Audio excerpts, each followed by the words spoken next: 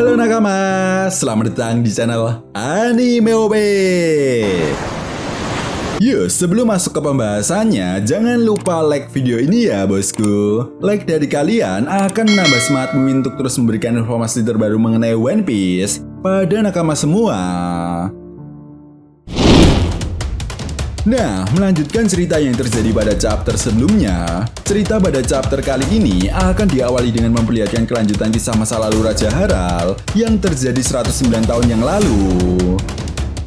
Yap, di momen ini, salah satu prajurit raksasa yang mendampingi Raja Haral menjelaskan bahwa Raja Haral muda memang terkenal sangat buas dan kuat. Dia seringkali membuat kekacauan di beberapa kerajaan yang berafiliasi dengan pemerintah dunia. Bahkan akibat ulahnya ini, nama Raja Haral sampai dikenal di seluruh penjuru dunia One Piece.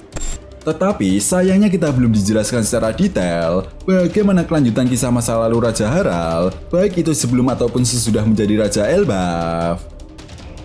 Namun, menurut Mimin, kemungkinan besar di beberapa chapter lagi kita akan melihat kembali kelanjutan kisah masa lalu Raja Haral, karena kisah masa lalu Raja Haral ini menjadi salah satu poin penting untuk mengungkap beberapa misteri yang belum terpecahkan sampai sejauh ini.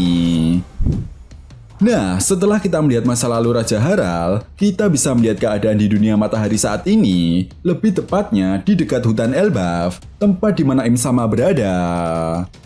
Di momen ini, Im Sama yang sedang merasuki tubuh Gunko dan melayang di udara mulai melihat keadaan di sekitar dan memantau kekuatan pasukan iblis raksasa yang telah dia buat sebelumnya.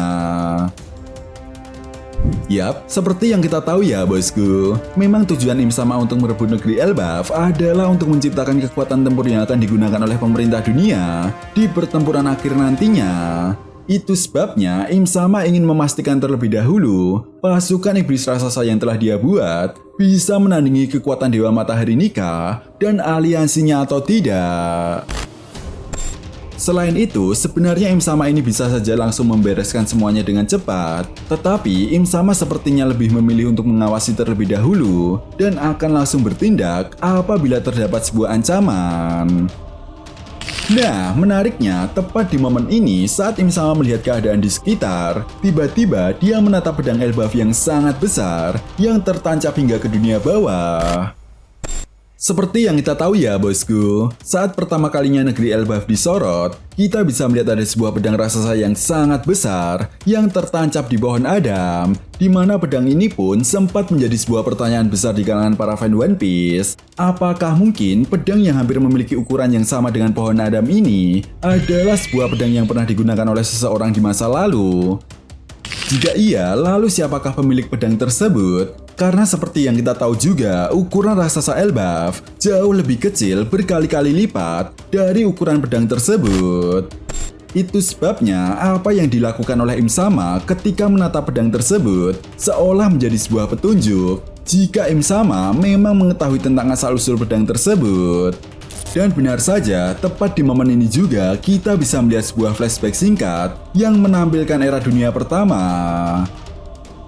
Nah, seperti yang diperlihatkan pada mural pohon Adam dan juga pesan yang terdapat pada buku Harley, secara garis besar dunia One Piece ini terbagi ke dalam 3 era. Era dunia pertama adalah era yang paling kuno yang berakhir ribuan tahun yang lalu. Sedangkan era dunia kedua adalah masa di mana teknologi berkembang dengan sangat pesat. Namun karena insiden pertempuran yang melibatkan kerajaan kuno versus 20 aliansi kerajaan yang bersatu, era dunia kedua harus berakhir sekitar 900-800 tahun yang lalu. Sementara era dunia ketiga adalah era saat ini. Nah, itu sebabnya disadari atau tidak, hal ini menjadi sebuah petunjuk besar. Jika Im Sama bisa mengingat kembali kejadian di era dunia pertama, maka Im Sama sudah hidup sebelum era Joy Boy. Ya, karena seperti yang kita tahu ya bosku, Joy Boy hidup di era 900-800 tahun yang lalu saat terjadinya abad kekosongan. Sementara era dunia pertama adalah sebuah era di mana para dewa-dewa masih hidup, termasuk juga Dewa Matahari Nika, generasi pertama. Nah, setelah memperlihatkan flashback tersebut, Shin pun kemudian berganti dan membawa kita ke dunia bawah pulau Elbaf, tempat di mana kelompok dari Luffy berada. Yap, setelah Skoper Gaban menjelaskan semuanya kepada Hajrudin mengenai apa yang sebenarnya terjadi 14 tahun yang lalu, Hajrudin pun terlihat sangat shock dan tidak percaya bahwa selama ini dia telah menuduh saudaranya sendiri, yaitu Pangeran Loki. Nah, menariknya, di momen yang cukup mengharukan, Hajrudin lalu meminta maaf kepada Pangeran Loki karena dia terlalu naif atas semua tindakannya, yang mana hal ini membuat Pangeran Loki harus merasakan penderitaan di dunia bawah Pulau Elbaf. Sambil menatap Hajrudin dengan tatapan yang sangat tajam, Pangeran Loki lalu mengatakan, "Kau terlalu bodoh untuk menyadarinya lebih cepat. Bahkan untuk melindungi negerimu sendiri, kau membutuhkan bantuan dari orang lain. Aku juga tidak bisa membayangkan apa yang akan terjadi jika kau mengambil alih Raja Elbaf yang baru." Di momen ini, Hajrudin yang mendengar ceramah dari Pangeran Loki pun hanya bisa terdiam.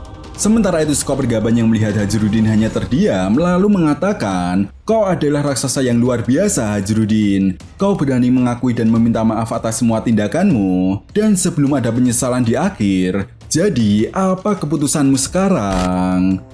Hajrudin pun lalu menjawab, "Baiklah, aku akan melepaskan Pangeran Loki. Namun, jika kau melukai penduduk Elbaf, aku tidak akan memaafkanmu." Mendengar hal itu, Pangeran Loki pun langsung memperlihatkan senyuman jahatnya dan menatap Hajrudin dengan tatapan yang sangat tajam.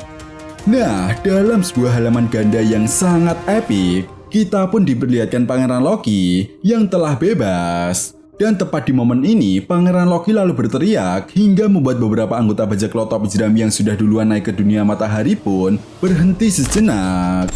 Bahkan di momen ini, Zoro terlihat tersenyum dan mengatakan, "Akhirnya dia telah bebas. Aku ingin tahu seberapa mengerikannya kekuatan yang dia miliki." Sementara itu, Luffy, Skoper Gaban, Hajrudin, dan Pangeran Loki yang masih berada di belakang, kemudian segera bergegas menuju ke dunia matahari. Nah, di tengah-tengah perjalanan mereka, Skoper Gaban lalu mengatakan kepada Luffy tentang kekuatan regenerasi yang dimiliki oleh para kesatria suci. Yap, menurut Skoper Gaban, Luffy wajib menggunakan kekuatan Hosoku Haki-nya setiap dia akan melakukan serangan. Skoper Gaban juga menegaskan, jika Luffy hanya menggunakan kekuatan Busosoku Haki-nya saja, hal tersebut tidak akan melukai para kesatria suci. Mendengar hal itu, Luffy pun lalu bertanya kepada Skoper Gaban, kenapa dirinya mengetahui jika para kesatria suci memiliki kekuatan regenerasi, dan kenapa hanya kekuatan Hosoku Haki saja yang bisa mengcounter kekuatan regenerasi. Setelah itu di akhir chapter, Skoper Gaban pun lalu menjawab bahwa dia pernah bertarung dengan pemimpin kesatria suci yang merupakan ayah dari Seng. Skoper Gaban juga menegaskan dia tidak mengetahui pasti bagaimana cara kerja Hosoku Haki untuk mengcounter kekuatan regenerasi. Tetapi yang jelas, kekuatan Hosoku Haki sangat efektif untuk melukai para kesatria suci. Chapter pun kemudian ditutup dengan memperlihatkan ekspresi terkejut Luffy saat mengetahui bahwa ayah Seng adalah pemimpin kesatria suci. Nah, itu tadi merupakan berbagai hal menarik yang terjadi pada manga One Piece chapter 1153. Jika kalian punya pendapat lain atau teori tentang pembahasan kali ini, silahkan tuliskan pendapat kalian di kolom komentar ya, bosku. Oke, sampai di sini dulu pembahasan kita kali ini, and see you next time.